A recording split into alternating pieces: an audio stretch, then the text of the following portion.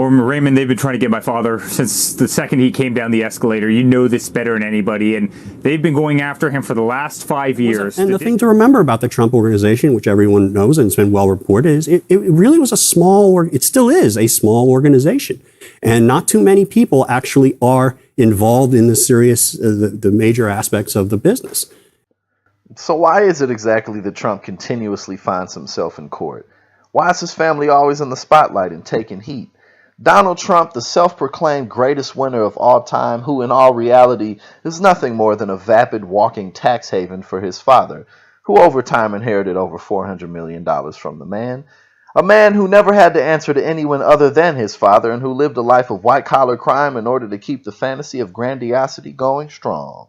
What's up, everybody? It's Jackson White again, co-founder and chief of content at Politiscope. Thanks for joining us here at TYT, and today we're going to talk about how Donald Trump's a fraud.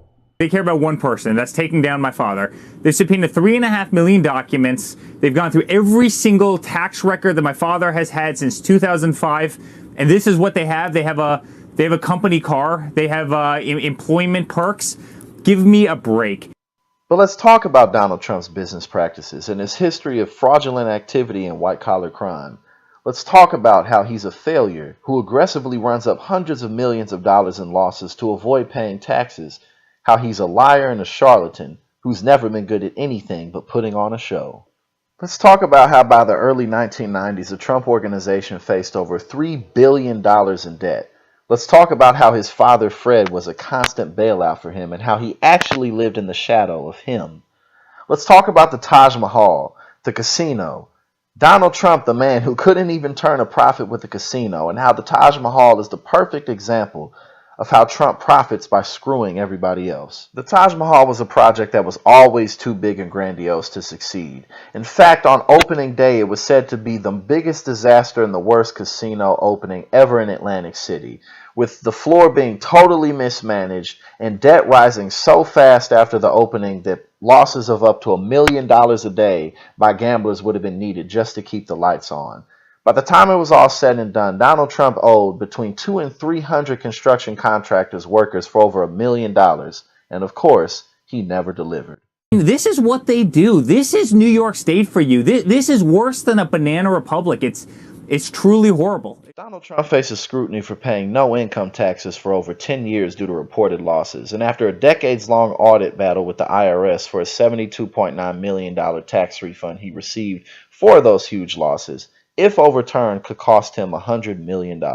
Most of Trump's core enterprises report losing up to tens of millions of dollars a year, and by 2024, Trump will owe more than $300 million in loans that he personally is responsible for. During his presidency, both domestic and foreign guests paid hundreds of thousands of dollars just to stay in his hotels. Yeah, that's not sketchy at all, right?